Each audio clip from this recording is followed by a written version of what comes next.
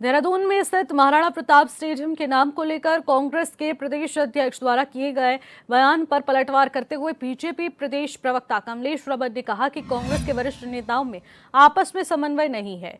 उनके प्रदेश अध्यक्ष कुछ कहते हैं, वरिष्ठ नेता कुछ और कहते हैं। उन्होंने कहा कि स्टेडियम के नाम को लेकर एक शगुफा उड़ाकर भ्रम की स्थिति पैदा की जा रही है, जिस पर सरकार ने लेटर और विज्ञप्ति जारी करते हुए स्पष्ट कर दिया है कि किसी भी स्टेडियम का नाम नहीं बदला जा रहा है।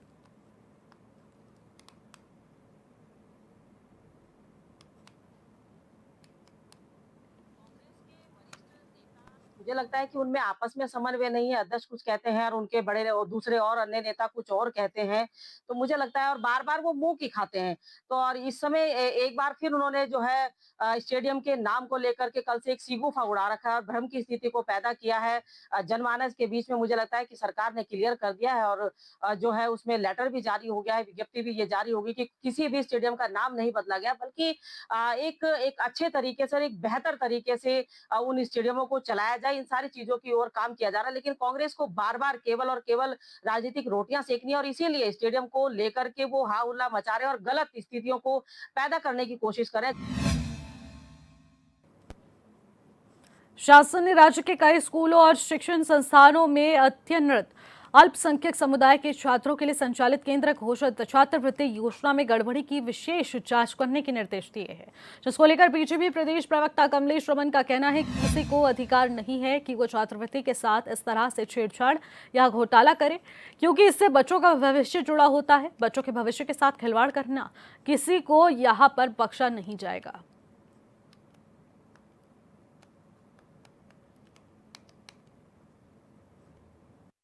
बिल्कुल देखिए, किसी को अधिकार नहीं है कि छात्रवृत्ति के साथ में इस तरह से छेड़छाड़ की जाए या घोटाला किया जाए, क्योंकि बच्चों का भविष्य उससे जुड़ा होता है और बच्चों बच्चों के भविष्य के साथ खिलवाड़ करने की इजाजत सरकार ने नहीं दी और सरकार हमेशा जीरो टॉलरेंस पर काम कर रही है और इसीलिए जो भी गलत काम करने वाले हैं, गलत कृत्य करने वाले हैं या भ्रष्टाचार करने वाले अधिकारी हो, कर्मचारी हो, बड़े लोग हो, कोई भी हो, वो अगर गलत करेंगे और बच्चों के भविष्य के साथ खिलवाड़ करने का काम करेंगे और छात्रवृत्ति में भी इस तरह का घोटाला काम करेंगे, तो मुझे लगता है कि सरकार उनको जो है सजा देने का काम करेगी, उनको जेल की सलाखों के पीछे भेजने का काम करेगी और इस पे जांच चल रही है। जो भी गलत पाया जाएगा, उनके खिलाफ कानूनी।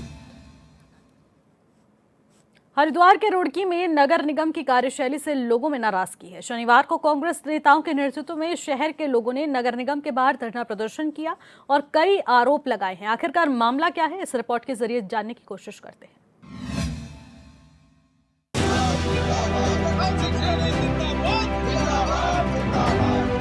हरिद्वार के रुड़की नगर निगम क्षेत्र में गृहकर की बढ़ोतरी और नगर की अन्य समस्याओं को लेकर महानगर कांग्रेस ने नगर निगम कार्यालय के बाहर जोरदार प्रदर्शन किया। प्रदर्शन के दौरान कांग्रेस कार्यकर्ताओं ने भाजपा सरकार के खिलाफ जमकर नारेबाजी करते हुए बढ़ते हुए कर को वापस लेने की मांग की है। प्रदर्शन के दौरान कलियर विधायक फुरकान अहमद ने कहा कि सरकार ने गृहकर बढ़ाकर ये साबित कर दिया है कि उसे जनता के हितों से कोई सरोकार नहीं है। उन्होंने आरोप लगाया कि सरकार जनता पर आर्थिक बोझ डालने का काम कर रही है। बार बढ़ोतरी की जा रही है, अभी चाहे हाउस टैक्स की बढ़ोतरी हो, चाहे बिजली की बढ़ोतरी हो, चाहे कुछ भी हो, तो इस तरह का बार बढ़ोतरी की जा रही है। जो हमारे नगर निगम में जो नए क्षेत्र जुड़े थे, उनमें शासन आदेश है कि 10 साल तक कोई भी टैक्स नहीं लगना, उन पर भी टैक्स होगा जा रहा है। और जो अभी जो नगर निगम की मीटिंग हुई थी, उसमें सब पार्षदों मैंने भी रखा था प्रस्ताव कि प्यारे नालों की सफाई होनी चाहिए, क्योंकि बरसात आने वाली है। हमारे रामपुर चुंगी, आप सबको मालूम है कि वहाँ पर कितना पानी बढ़ता है। उसमें एक पुलिया बनी थी जो इब्राह की तरफ जाती है और नगर निगम क्षेत्र, उसमें मैंने बोर्ड की मीटिंग में प्रस्ताव रखा था कि उसकी जांच करी जाओ। जो उसमें जब पुलिया बनी, उसमें जो सेटरिंग था वो जुगा तू छोड़ दिया गया। अगर वो सेटरिंग बाहर निकल जाए तो वो पानी का भरो वहाँ पर नहीं होने का, तो इसलिए नगर निगम को लापरवाही कर रही है। इसके विरोध में यहाँ पर इकट्ठा। वहीं महानगर कांग्रेस अध्यक्ष एडवोकेट चौधरी राजेंद्र सिंह ने कहा कि नगर विधायक भाजपा से होने के बावजूद नगर की प्रमुख समस्याओं जैसे जल भराव का समाधान नहीं हो पाया। उन्होंने कहा कि प्रदेश सरकार ने बिजली दरों में भी फिर बढ़ोतरी की है, उससे आम जनता परेशान है। राजेंद्र सिंह ने आरोप लगाया कि नगर निगम की मेयर भी नालों की सफाई को लेकर गंभीर नहीं नजर आ रही। यदि समय रहते कोई कदम नहीं उठाया गया तो आने वाले मानसून में रुड़की की जनता को भारी परेशानियों का सामना करना पड़ेगा। नगर निगम पे धरना देने का कारण है कि ये लोग जो है बैकडोर से 20% से भी ज़्यादा हाउस टैक्स बढ़ा रहे हैं। ये सरकार, जो राज्य की सरकार है, बिजली दरें हर महीने बढ़ा रही है, आम उपभोक्ताओं पर भार पड़ रहा है, भ्रष्टाचार कम नहीं कर रहे, जबकि इन्हें केंद्र पोषित, राज्य पोषित, जिला योजना, राज्य योजनाओं से अनेक मदों से इन्हें पैसा मिलता है। उसके बावजूद इन्होंने भ्रष्टाचार बढ़ा दिया, क्वालिटी नहीं इन्होंने अच्छी की। अब जल भराव का समय आ रहा है, 15 जून से हमारे यहाँ मानसून आ जाएगा। पिछले साल भी बहुत दुर्भाग्य की बात थी कि एक 2.5 साल की हमारी बच्ची, मैं तो उसके लिए खुद को भी दोषी मानता हूँ कि वो जो है बेचारी पानी में डूब के उसने अपने प्राण त्याग दिए। तो ऐसे निकम्मे सरकार को हमारे रुड़की के विधायक कुछ नहीं कर रही। ये जो मेयर है, इसे हमने जो है 100 दिन का समय दिया था, आज इन्हें जो है 200 दिन होने जा रहे हैं, 150 दिन। इन्होंने कोई जो है इसमें इम्प्रूवमेंट नहीं करा। जो 150 रुपये की दवाई 160 रुपये की मच्छर मारने की, उसे 2400 में खरीद रहे। जो 1500, 1600, 1400 रुपये की वो है क्या नाम लाइट, उसे 3600-3700 में खरीद कर रहे। जो 12 लाख का जनरेटर उसे 40 लाख में लेने का काम ये लोग कर रहे हैं। ये भ्रष्टाचार में डूब गए, इनकी आत्मा मर गई। ये आम आदमी पर जो है, जो छोटा व्यापारी जो आज ऑनलाइन से दुखी है, जो GST से दुखी है, उस पर जो है ये वो बढ़ा रहे क्या नाम जो है कमर्शियल टैक्स। दुकान पर दुगना तिगना हो जाएगा, कहाँ से देंगे लोग। इसी महीने जो है सर्किल रेट बढ़ने जा रहा है। अगर सर्किल रेट दुगना हो गया तो दुगने से भी ज़्यादा जो है हाउस टैक्स हो जाएगा। ये मैं लड़ाई कांग्रेस मेरी नहीं लड़ रही, आपकी भी लड़ रही, इस भाई की भी लड़ रही, इस गुड़िया की भी लड़ रही। प्रदर्शन के दौरान कांग्रेस कार्यकर्ताओं ने चेतावनी दी कि यदि सरकार ने ग्रह कर और बिजली दर बढ़ोतरी को वापस नहीं लिया तो आंदोलन को और तेज किया जाएगा। कांग्रेसियों ने आरोप लगाया है कि बीजेपी की सरकार में भ्रष्टाचार चरम पर है।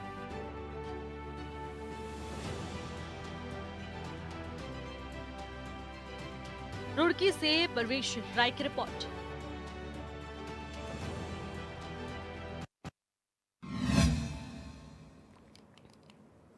अगली खबर देहरादून से है, जहां पर कलेक्ट्रेट परिसर में जिलाधिकारी समन बंसल ने नंदा सुनंदा योजना के तहत 5 बेटियों को आर्थिक सहायता राशि के 87,975 रुपए की धनराशि वितरित की। इस योजना का उद्देश्य गरीब और असहाय लड़कियों को शिक्षा के जरिए यहां पर मदद करने का प्रयास है। जिलाधिकारी ने कहा कि इस योजना के तहत लड़कियों को शिक्षा के लिए आवश्यक धनराशि प्रदान की जाती है ताकि वो अपनी पढ़ाई जारी रख सकें। साथ ही उन्होंने कहा कि राज्य सरकार का यह प्रयास हम ऐसी लड़कियों की मदद करें जो कि कठिन परिस्थितियों में भी रहकर खुद को सशक्त बनाना चाहती हैं।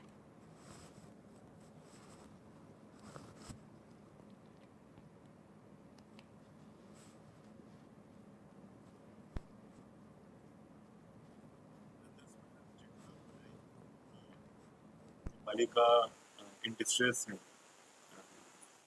जो किसी कठिनाई के चलते कोई पारिवारिक त्रासदी हो गई और उसके चलते वो आगे नहीं बढ़ पा रही, लेकिन उनमें आगे बढ़ने की इच्छा अभी भी जिंदा है, स्पार्क अभी भी अलाइव है।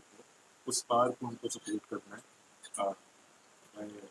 एनी मीन्स, उनकी एजुकेशन को उनको आगे प्रोग्रेस करना है।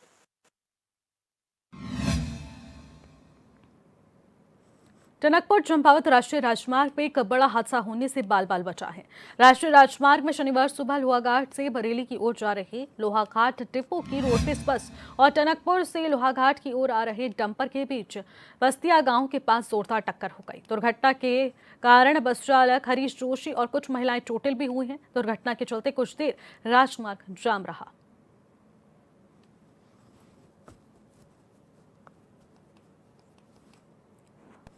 पाँच साल बाद इधर आया आपके। ओहो, पता नहीं क्या है रोडवेज और तो सही लगता है। हाँ, मेन दिक्कत तो वही है। ना सही करा भाई, खाली क्यों रिस्क लेना है। नहीं तो सर जी मैं 5 साल बाद इधर आया आपके। ओहो, रुड़की नगर निगम क्षेत्र में गृहकर की बढ़ोतरी और नगर की अन्य समस्याओं को लेकर महानगर कांग्रेस ने नगर निगम कार्यालय में बाहर जोरदार प्रदर्शन किया। इस दौरान कांग्रेस कार्यकर्ताओं ने बीजेपी सरकार के खिलाफ जमकर नारेबाजी करते हुए बढ़ते हुए कर को वापस लेने की मांग की है। प्रदर्शन के दौरान कलियर विधानसभा से विधायक फुरकान अहमद ने कहा कि सरकार ने गृहकर बढ़ाकर ये साबित कर दिया है कि उससे जनता के हितों में कोई सरोकार नहीं है। उन्होंने आरोप लगाया कि सरकार जनता पर आर्थिक बोझ डालने का काम कर रही है। वहीं महानगर कांग्रेस अध्यक्ष एडवोकेट चौधरी राजेंद्र सिंह ने कहा कि नगर विधायक बीजेपी से होने के बावजूद नगर की प्रमुख समस्याओं जैसे जलभराव का समाधान नहीं कर पा रहे।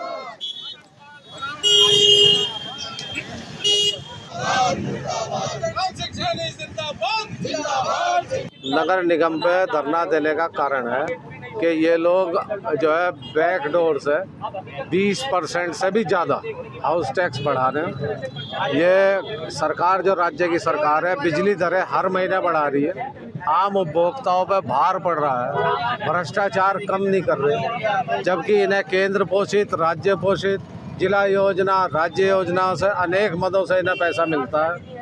उसके बावजूद इन्होंने भ्रष्टाचार बढ़ा दिया, क्वालिटी नहीं इन्होंने अच्छी की। नशा मुक्त देवभूमि 2025 अभियान के तहत पथरे पुलिस ने बड़ी कार्रवाई करते हुए बरेली निवासी एक नशा तस्कर को धर दबोचा है। आरोपी 308 ग्राम स्मैक के साथ बता दें कि गुज्जर बस्ती तिराहा फतेहपुर के पास गिरफ्तार किया गया है। पूछताछ में आरोपी ने बताया कि वो स्मैक बरेली के गुड्डू नामक व्यक्ति से खरीदकर हरिद्वार और देहरादून के बड़े कॉलेजेस में बेचता था। आरोपी पहले भी एनडीपीएस एक्ट के तहत जेल जा चुका है। बरामद स्मैक की कीमत करीब 60 लाख रुपए आकी गई है। पुलिस अब इस मामले में तहकीकात कर रही है। तस्करों और जिस तरीके से तमाम लोगों को इसमें जांच के लिए बुलाया जा रहा है, पूछताछ के बाद यहां पर कहा जा रहा है कि सख्त कार्रवाई की जाएगी।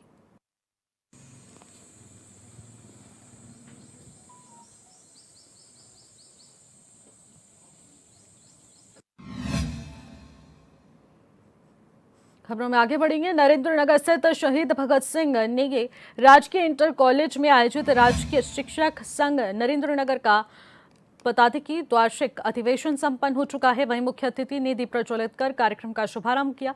इस मौके पर मुख्य शिक्षा अधिकारी शिव प्रसाद सेमवाल ने शिक्षकों को अधिवेशन की शुभकामनाएं दी और ऐसे में कहा कि शिक्षक राष्ट्र निर्माता और समाज के मार्गदर्शन के रूप में माने जाते हैं। इसके अलावा कार्यक्रम में बोर्ड परीक्षाओं में अच्छे अंक पाने वाले छात्र छात्राओं को मुख्य शिक्षा अधिकारी ने सम्मानित भी किया है। साथ ही ब्लॉक स्तरीय चुनाव में चयनित पदाधिकारियों को चुनाव पर्यवेक्षक की ओर से पद और गोपनीयता की शपथ दिलाई गई।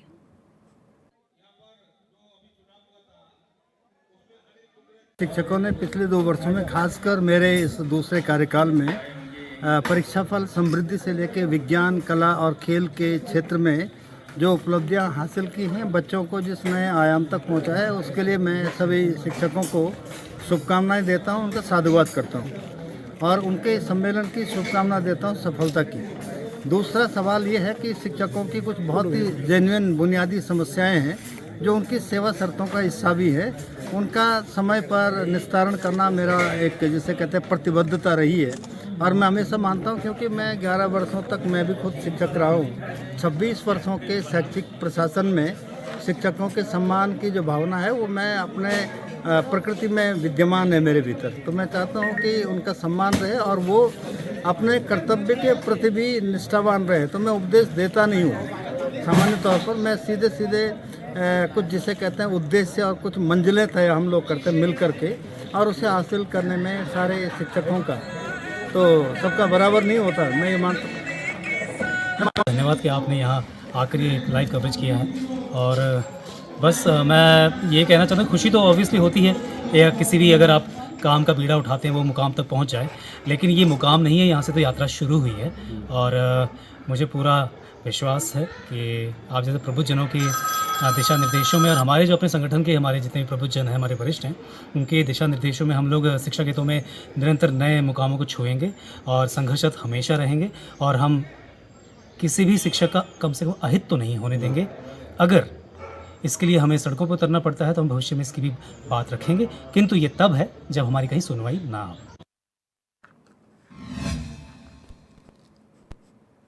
रुड़की के खानपुर थाना क्षेत्र स्थित आसमौली में शुक्रवार देर रात दलित व्यक्ति की गोली मारकर हत्या कर दी गई। मृतक की पहचान 45 वर्षीय मलकान के रूप में हुई है। इस निर्मम हत्या से पूरे इलाके में हड़कंप मच चुका है। घटना की सूचना मिलते ही पुलिस मौके पर पहुंची और शव को कब्जे में लेकर पोस्टमार्टम के लिए भेज दिया गया है।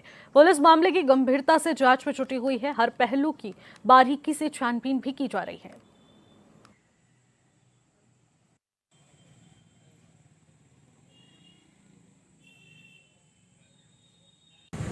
जी हम तो सो रहे थे, हमें गोली की आवाज़ आई और हमने बाहर निकल के देखा, हमें कोई दिक्कत नहीं। और पापा बाहर सो रहे थे, पापा को गोली मारी और वो वहाँ से भाग गया। और हम घर में थे, उस पर हमने ध्यान नहीं दिया पापा पे, हम घर में सो गए। फिर उसके बाद हम उठे, उसके बाद तो एक्सपायर हो गए, 4 हो गए।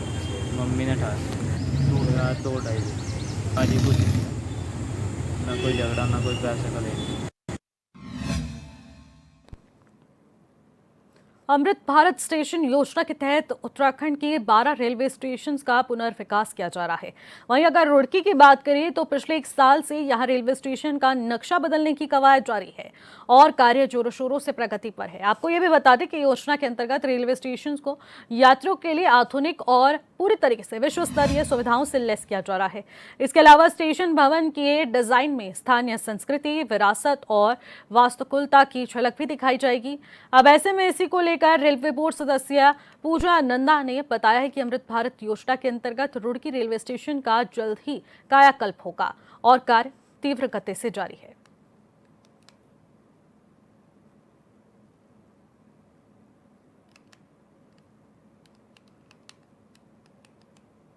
तो आप देखिएगा 2 एक्सीलेटर तो यहाँ रुड़की में ही मिलेंगे आपको। लिफ्ट की सुविधा है, रैम्प बन गया है।